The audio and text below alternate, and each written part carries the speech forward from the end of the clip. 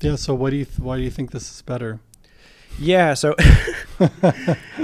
yeah, I think for me I wanted to talk about why I think there are areas where the force does beat the push, and I wanted to wait on this because I get a lot of questions like should I sell my force and do a definitive review. And personally, I don't feel like I can give any kind of definitive review after 3 weeks or whatever it's been.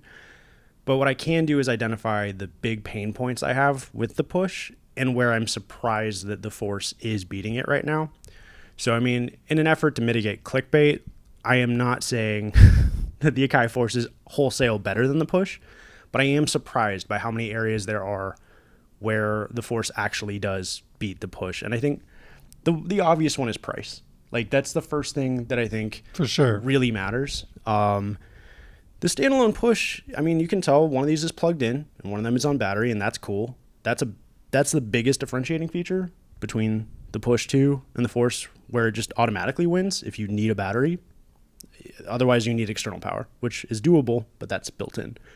But the price is massive. So my viewers might know this, they might not, but I got this for $725. So the way that worked is I bought it for $900 on Reverb, and then it turned out the SATA port was broken. And my seller was super cool. He's like, how do we make it good? And I'm like, can I have $175 back? And he was like, yeah. And so it ended up being $725 for this. I paid for this on a 6-month financing card, $2,000. So right away, Yeah. an extremely, Especially used forces are Yes. like you can get a good deal on them. yeah. Now. And that's not a fair comparison. So let's say the current MSRP, I believe, is back up to $1,300. It oscillates. I've seen it as low as $1,000. That's still a huge gap. Even $700 is a big gap. So I think if you're looking to jump into a device with 64 pads that can do standalone, these are the two options, unless I'm missing something. The Deluge might have that, but I wouldn't put it in the same category. And I haven't used it, so I can't speak to it. Then there's these two, and then it comes down to like, what do you get for your money? And so obviously the big win here for the Force is price. And then the second win, I think, is it's a mature product. Like, there's tons of rumors now. Every time I post about the push or the Force, someone in my comments is like, well, the Force 2 is coming. It's going to change everything. I'm like, I don't know. I talked to Akai. I don't know anything about that. I'm not going to do a comparison about an imaginary device versus a real device. But the point is that this has existed for a while, which means it has years and years and years of updates. I think it came out in 2019. Is that right? Yeah. Like 4 years. Yeah. A little over 4 years. This is weeks, really. I mean, some YouTubers had it early, but as far as the public release, when you could order and get it, I think a month at most for this guy. And it really shows. Well, that's somewhat a little bit unfair because the push has been around for a while. Yes. Yes. So this is like the third iteration of it. I actually have a joke that I was going to like open a video with, which is the reason they didn't want to call it the Push 3 is because they started and made a Gen 1 product. It's like, as a controller, this has to be the best version of this thing that's ever existed. I've actually never used it as a controller because you haven't? No, I'm only interested in standalone. Usually when I make music now, I use a standalone device. I get a song to where I want it to be, and then I export the stems, and then I put those stems onto Ableton. Well, you know the history of the push, right? That the first Yes. one was done by Akai. Yeah. Right? This is essentially the Push 2 Akai. Right. Yeah. Right. Yeah. I remember seeing this in a Guitar Center and be like, that is a lot. I do think, I want to talk about how the Force wins, but aesthetically, it's not a fight. This is the most beautiful device I think anyone's ever made in the space. It looks great. And this is function over form. It has a lot of function, but I know why it does this, but I don't like. You don't like that part? I don't like how it rises up in this way. I think it's a little like 5-head-ish, but but what you get is 8 individual OLED panels that are very useful. There's that a are bunch aimed at your face a little bit more. Too. Exactly. And again, function over form. I think this has so much similar to this. I'm rambling, but both of these devices, when they were released, this one a few weeks ago and this one years ago, clearly were designed with hardware that massively outpaced the software on board. I think the difference here is that the Force had time to catch up. So now you have the MPC Instrument Collection, which is an additional paid price, but it does really beef up the standalone sounds. It has disk streaming, which I haven't actually used, but it's cool. It's there. It has a ton of features, a lot of which I learned from your channel, which, by the way, everyone, subscribe to Pink Buddha Academy and sample packs, sample pack reviews. Yes. Yeah. I really did learn a bunch about the Force from Pink Buddha. And I highly recommend, if you want to learn this device or more about music gear in general, to check out his channel. It's actually kind of a cool full circle thing to have you here, actually. Yeah. But yeah, I think the reason that this week's video for me became why the Force beats the Push, at least right now, is the other day I wanted to do something I do on the Force and on the MPCs all the time, which is I wanted to design a sound from scratch. Stimming, I think is his name. He talked a lot about how the Machine Plus is essentially a preset player. The way that device is designed, you can't really go into FM8. You can't really go into Massive. Am I thinking of Massive? Mm-hmm. Yes. Neither of those really let you start from an init patch and then create something and then add an effects chain and really build something out because of the UI. And both the Force and the Push, hypothetically, let you start from nothing and create something that could be, take a really simple fake analog patch and turn it into a world of sound. But right now, you can't save an instrument rack on the Push. And I didn't realize this till I'd spent like an hour just doing sound design on it. And I'll admit, I'm a hobbyist when it comes to this. I'm not like selling instrument presets and stuff like that, but I love doing this. I'll just sit in front of my window with a device and teach myself something, load up effects. What does this do? And then save it for later so that when I want to make a song, I don't just have the built-in presets. I have some that I designed too. And this is something that's extremely simple to do on the Force. I don't know that it was there from day one because I wasn't there on day one. So comment below if you know if you've been able to save custom programs with their effects chains since this came out. Because if not, then, fair enough. But you can now, which means it is just a fundamentally more powerful standalone sound designing machine than this is, because when I tried to save my preset and I looked all over the internet, I'm not saying the answer doesn't exist, but I really tried to find it. I held like Shift and multiple devices. I held Select and multiple devices. I tried to just let it multi-select. Similar to how you can't install multiple packs at once, you also can't select multiple devices in what would be an instrument rack and then save them as a rack. And it just highlights this fundamental problem I have with the Push right now, which is it's similar to the Machine Plus when it came out, in that it's so obviously a software company's first attempt at standalone. And I think fundamentally it is what divides the Akai devices, especially the Force, from devices like the Machine Plus and the Push. And there are going to be areas we'll talk about where that's a huge advantage for the Push and something like the Machine Plus. Sound quality, for example, the power of these actual devices, the built-in sounds. But the maturity of this platform really means that the Force gets to come out swinging against a baby, basically. Like, this guy's just taking its first steps. It's figuring it out. And that would be fine, except for point one, which is the price. And the other thing about the price is this is $2,000 with Ableton Intro. I'm going to make a whole video about this because I get comments about this too, but how is this $2,000 and you only get Intro? That's like, I don't know. That blows my mind. Suite's like hundreds more. Yeah. So really you're talking Yeah. about like $2,700, $2,800 Exactly. in to get something. Exactly. If you really want to do. And you do. I Yeah. mean, like, I think Drift comes with Intro. So you can play with MPE. There's stuff you can do here with Intro. But Well, to that point too, in that the main differentiator for Suite is you also get Max for Live, but the fact that you can't really control or do Max for Live Yeah. devices on here yet. Yeah. I totally think that's coming. That's not going to be an element that they're not going to include, but that does sort of also make that Yeah. the main feature that you'd be getting the Suite for not functional on the standalone device. Yes. Like, I know you can load some stuff, but I tried the Casio, for example, which you download directly from Ableton's page. And even though it will show me the presets, it wouldn't actually play any sound. And it was weird because it would preview the sound, but it wouldn't play it. I'm like, okay. I guess that leads us to another point, which is just because this is new, it's fairly buggy. But as many of my Akai commenters will point out, every now and then this becomes buggy with a new update. So I'm not going to make that a victory for this. I Okay, the price thing is big, but you also have to note if you were to MSRP buy this for $1,300 and then buy every available Akai plugin, you might get into punching distance of the push without Suite.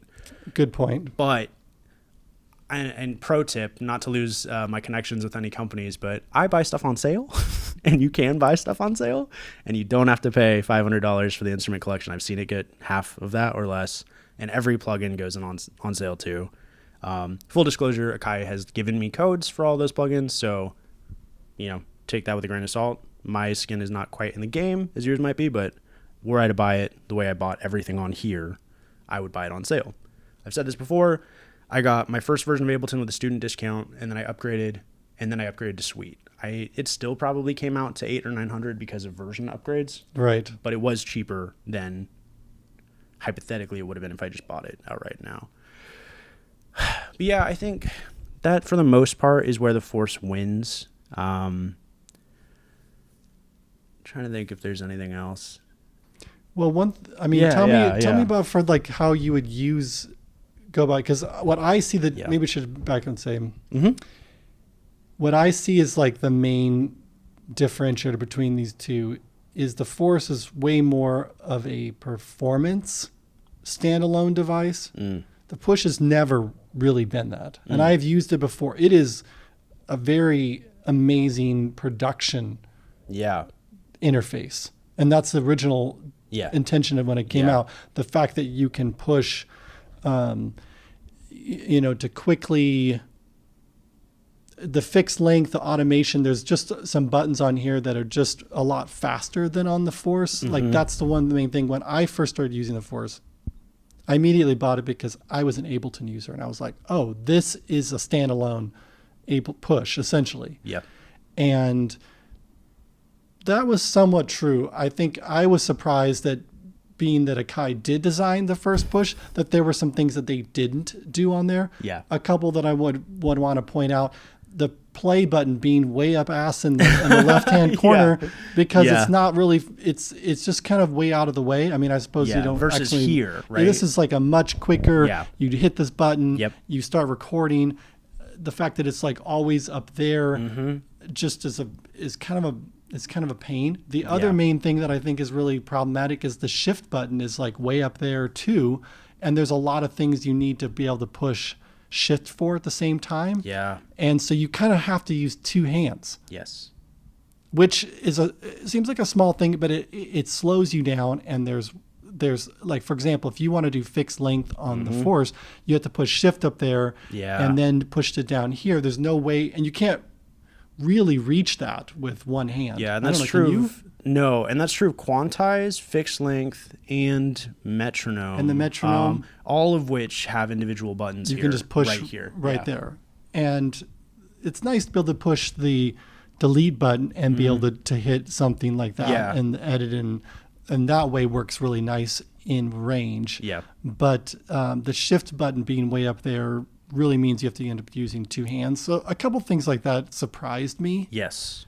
When the Push came out, that they didn't copy a little bit more. Yeah. It felt a little bit like they were in this no man's land between kind of a half-assed MPC and a half-assed Ableton Push put together that didn't really fit.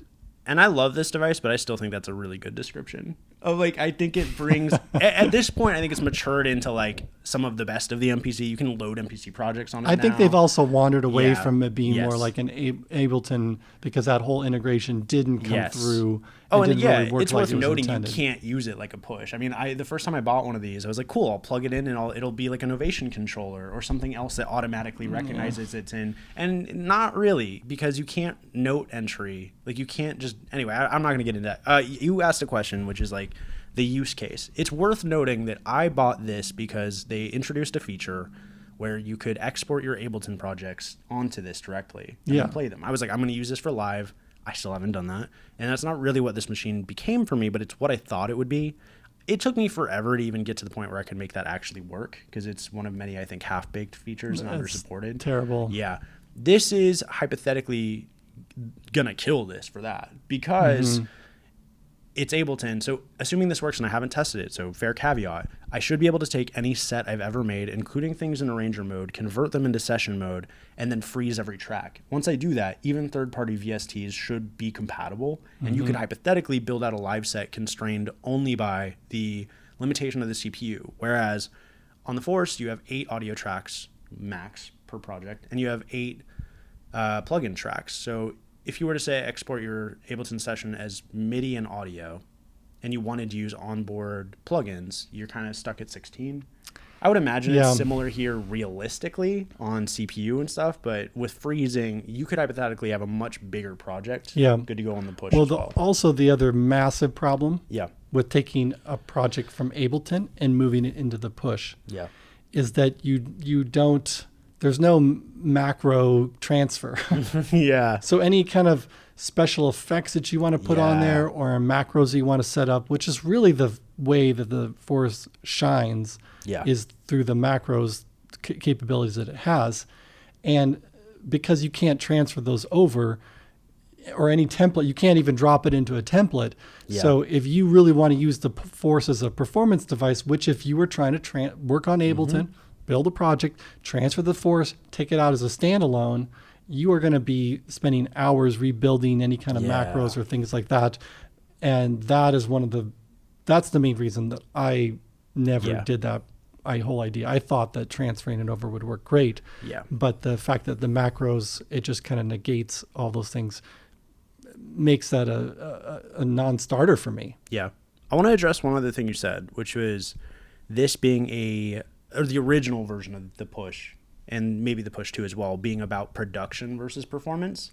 There are a few limitations of this device that now make me think they've wholesale shifted to a different priority. When this is in controller mode, I still think it's about production, which makes sense. But the fact that you can't build effects tracks right now on the device, the fact that you don't have a range, there's so many things you don't have in standalone that you don't need for performance, but you do need for production, makes me feel like either they just didn't have time or didn't think about it, or they are thinking about this now, especially with we haven't talked about the pads, because this video, at least my perspective on the video, was kind of going to be where the Force beats the Push. Where the Push murders the Force is as an instrument. These pads beat anything I've ever used ever. I haven't felt them yet. But. Yeah, they're really cool. And once you start using MPE, like, I didn't even think I cared about MPE. But then I started actually using it, and I was like, oh, this is different. Like, I can play string instruments, and they're going to sound like string instruments, right? Because you're going to drift in and out of tune per string, and you're going to control that. That's not what this thing was even trying to do. But it is worth, anyway, I'm kind of all over the place on this because there are pros that are worth discussing, and they may end up in your video, or they may also end up in a future video I make. It's worth noting that there are areas where the Push, I think, absolutely destroys the Force. You pay a price for that, and there's a huge limitations. The Push is the only standalone device I'm aware of on the market, including the Akai Force, all of the MPCs, the Polyend Tracker, probably others. The Push is the only one where you can't build a song and export your stems. And every time I tell people that, they're like, well, it's an Ableton device, just plug it in Ableton. I'm like, yeah, but $2,000, $1,300. The MPC 1 Plus is $700. I mean, really, that would be the most interesting video to me. I'm going to probably make it as my MPC 1 versus the Push, because that's a really interesting fight. Because you're talking about the difference of almost $2,000 at a certain point. Yeah. But if money is no object, which it isn't for some people, or if the feature set is so compelling, which obviously it was for me, this is mine, I paid $2,000, so clearly it was for me. I think I've thought about selling the Push. I'm going to keep it because I trust Ableton to support it. But I will say the classic, do not buy anything based on what you think it will do tomorrow. Buy it based on what it will do today. And that's important because although these are backlogged, so yes, it's hard to get one now. It's part of the FOMO is part of why I ordered so fast, because I knew this could happen. I have a PlayStation 5. I know how this goes. But if you wait, this will get cheaper. There will be a used market of people who regret being day one buyers, and it will only get better over time. And then you can buy it when it has the features you want. If it already has it, do it. I mean, I'm keeping it because there are ways in which it excels. But similar to the Force, it is not what I bought it for, which is really weird. But yeah. Well, that's what I was trying to, it sounds like what you are interested in is being able to sort of sit down with a device, not be interfaced with the computer, and be able to play on that. I want it all. I want everything this thing says it can be. It's same in my original Machine Plus video where I was like, I want to do everything the trailer showed me and it can't. I want to build everything on here and then I want to perform everything on here. And I would ideally like to never talk to the computer as much as possible. Well, so my perspective on that, and I've done a little bit of both, is that I don't always feel like the Force.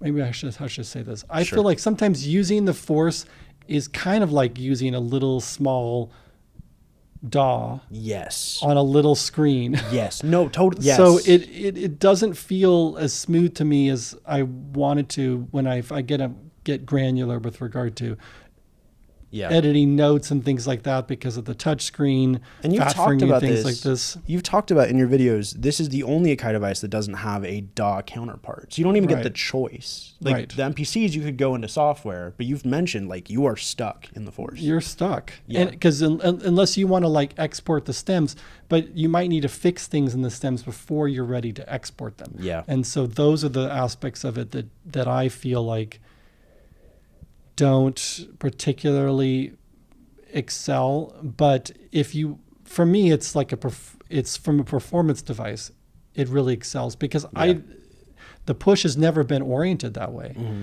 Meaning the way that the macro is set up, the fact that you can have these knobs here, be set up to control things that aren't related to what's on the screen that you can go back and forth. You don't have that option in the push. You don't have the O push. I don't know if you do on the new one. Well, you could set up like a master effects rack hypothetically, but you would have to, I think, be on that screen here. Right. Anytime you push another track, it moves to the screen off of that, where you can set up macros on the Force to be dedicated to certain effects and never leave them. The back and forth. Yeah. When I can't think of what that calls. Slider thing.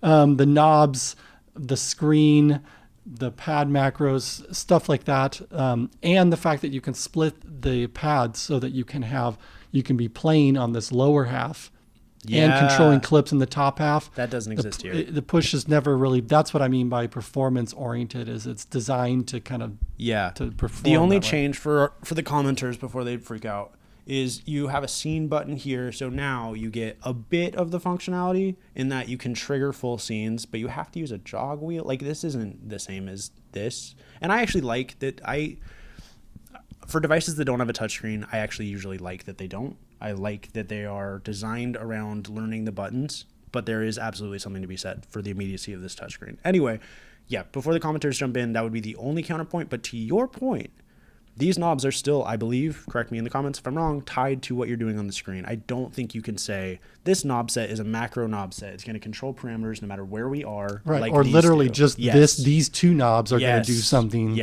different on a totally different part of the device. Yeah. And these knobs over here are going to control volume or something like that. You're stuck with either volume or panning or whatever it would be.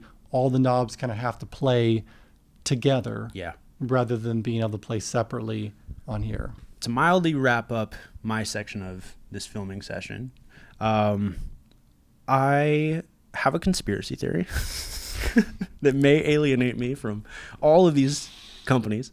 So this is not Pink Buddha's theory. Sponsor him. No, I'm just kidding. But I have a theory that when Ableton decided we're going to make a standalone push is when they stopped really collaborating with Akai to let this become a push too. A push as well, rather.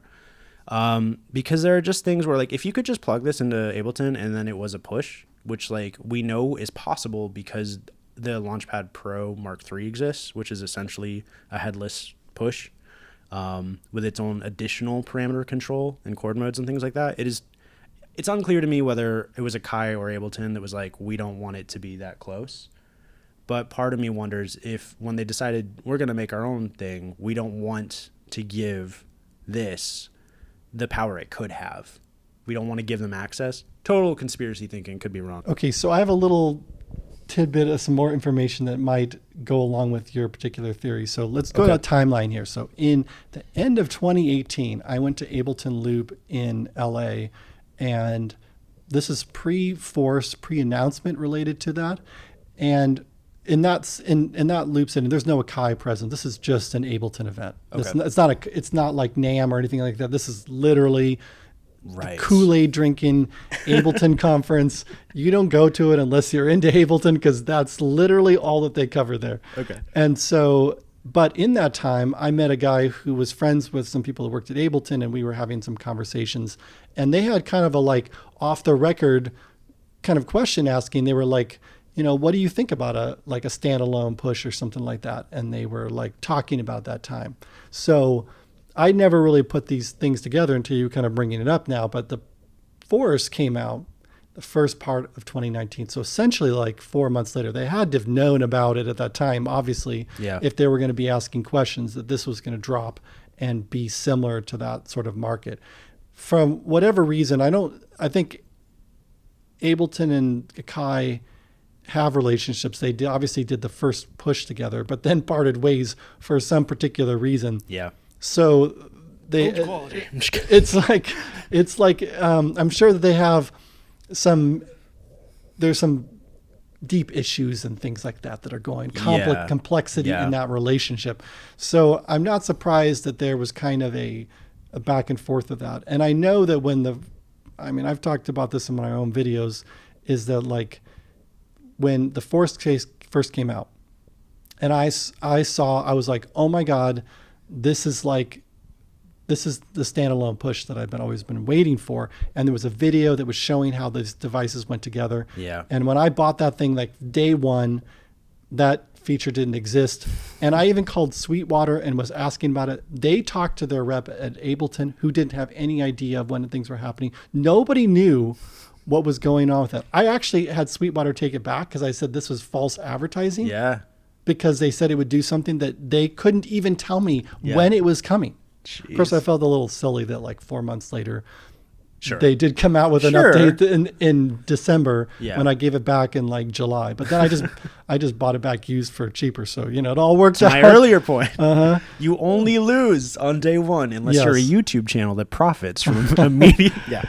So I think that there is something to say that they probably maybe had an idea of going down this route of creating a standalone push, and they didn't really want to make the Force into a standalone push and then suddenly hamstring their own ambitions later on in the future. Yeah. I think there's something to that. And again, shouts to Akai. I don't think they watch all my videos, but if you're watching, it's all love. Just theories, speculation. Well, it makes sense. If a company's wanting to be going to create essentially a competitive product, they don't want to like go out of their way to support something on the Force that would then be competitive to that. Because in essence, like you said, they could have, if they had wanted to, made the Force into a device that was essentially kind of like utilized Ableton as their software, just like the NPC didn't have to build a whole set of software, and made it into a device that would essentially bend the standalone push. It makes sense that Ableton was like, maybe we don't want to do it that far. And it was maybe a mistake on Akai's point of view to put more weight into that in the beginning. Then maybe they should have. Because if they would have made it to be compatible with MPC software and instead of trying to be like a halfway MPC, combine Frankenstein with Live and hoping that those merge together. They just made it more of like an NPC device. I think that would have like worked a lot better. And I haven't really tried bringing NPC sessions on there, but you can do that now. Apparently it loads weird, but it looks weird, and it splits things across tracks in a way that I haven't really done a deep dive into it because so much stuff's happening all the time. But when I loaded a project, I was like, I could probably sell my NPC. But I was also like, what is happening? So it works. And I do hope that is a sign that they're going to tie their software to this or future Force hardware more, to your point. But yeah, I think, okay, so one other thing came to mind, and I think that's all I want to cover in my video, which is I'm a YouTube channel. You're a YouTube channel. It behooves me to have multiple devices. This is why I tend to keep most of the gear I buy, because I like to try things out, and I also like having different things to talk about. But a lot of my comments are like, I sold everything to get the push, or I sold everything to get X, Y, or Z. Because, and I've been here before the YouTube channel, before I could make money from having this gear, and it's not a lot of money, but it's almost self-sustaining now. Before that, especially when I was in college, or even just entering the workforce after that, I did have to choose. Do I want this? Do I want that? If I want that, I'm going to take a loss on this and sell it, and then get that, and then rinse and repeat. I have lost tens of thousands of dollars potentially in my lifetime of just selling things to get the next thing. And so I understand what that is like, and I understand why people ask that question. And so to the people being like, should I sell my Force to get a push? I would really just say, what does the push do that the Force doesn't do that you want? Do you really want an MPE device, like an MPE 64 pad device with a built-in instrument and controller? Yeah, nothing else is that, to my knowledge. Do you want a tighter integration with Ableton? Because unlike me, you actually are totally fine going back and forth to the computer. For you, standalone doesn't have to mean DAWless. It just means in addition to. Sure. But just really do your research, not just this video. Watch Pink Buddha's videos, read and watch as much as you can to really know what this thing can do. Because the worst thing I've done for myself is buy something based on hype because I'm not doing as much research as I can, or because I was falsely advertised to, like it happened to you, and like arguably happened with the Machine Plus when it first came out. And that's actually something I'm going to mention in my video about exactly that same point, and some of the things why I'm very interested in the push that are for specific reasons that might not be the same reasons for you. Yeah. But I totally did when I bought the Force when that first came out, you know what I sold? I sold my Push 2. No. And I sold my Electron Mark III, the Rhythm. Yeah. Because I was like, this is essentially what the Force does for both. And so, yeah, I kind of like, regretted that decision, because I like sold those two things, bought the Force, wasn't working. Okay, this is really embarrassing. I sent the Force back to Sweetwater because I was like not working, bought another used Push. Yeah. Then the Force came out with that update that did integrate with Ableton, bought the Force again. Yeah. And then sold the Push 2 again. So I went on a little wild roller coaster ride between all those things.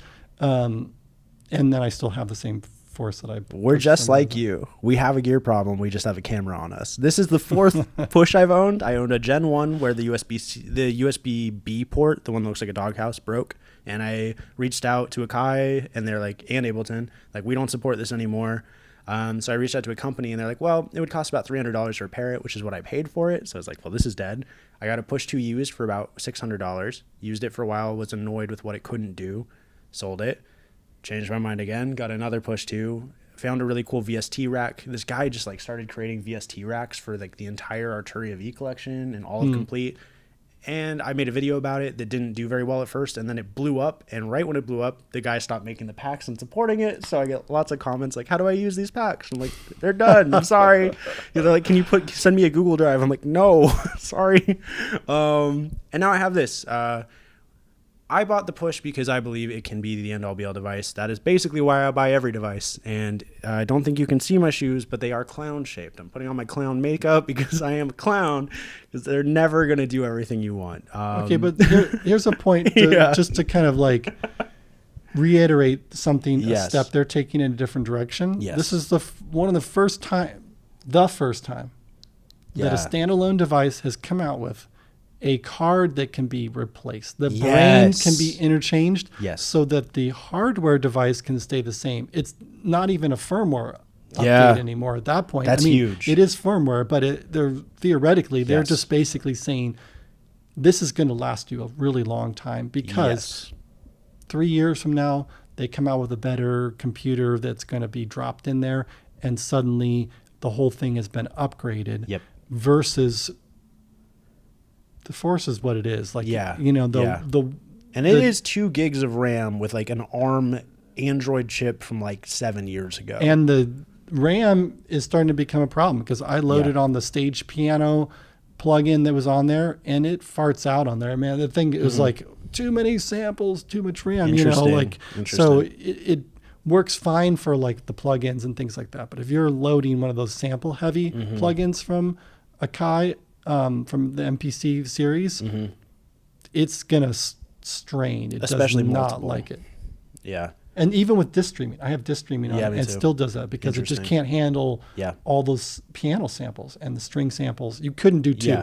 You can maybe just do the Stage Piano if that's kind of all you ran on there. Yeah. But if you try to run two of those other plugins, and there's no way to improve that. No, not without, and that's by design. It's planned obsolescence. And to your point, first device ever to basically look in the face of planned obsolescence and say, we think we have a solution for that. That deserves major props.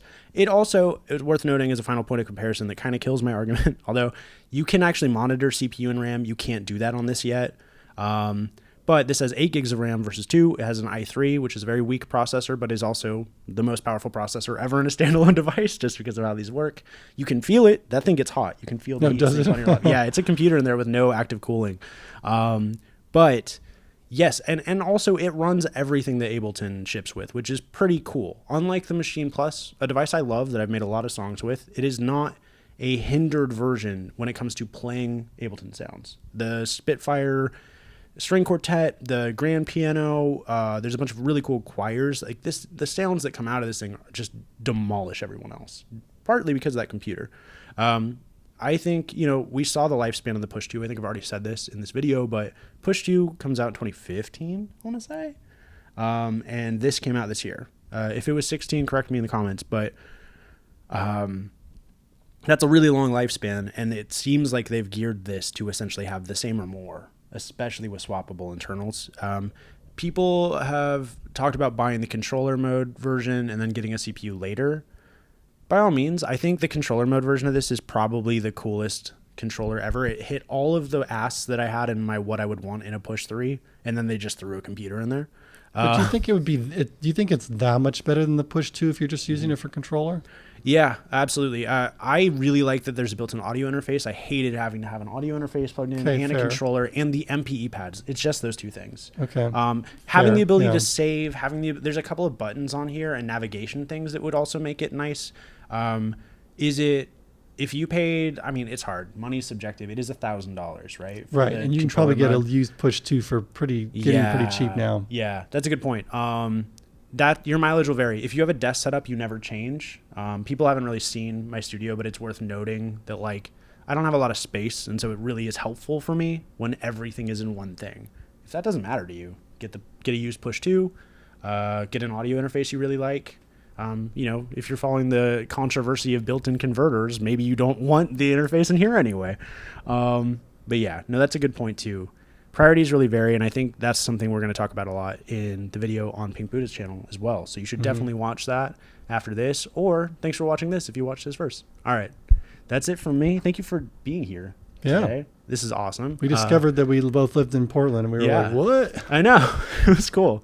There are dozens of us. No, I think it's just you and I. Maybe I heard Freebeat might be out here somewhere. Shouts to Freebeat if you're out here somewhere. All right, that's it for my video. Thank you for watching. Thank you to my Patreon patrons. Consider liking, subscribing, and listen to my music, and I'm going to stop self-promoting. But yeah. Okay. Awesome. All right, next video is Pink. I'm going to stop here.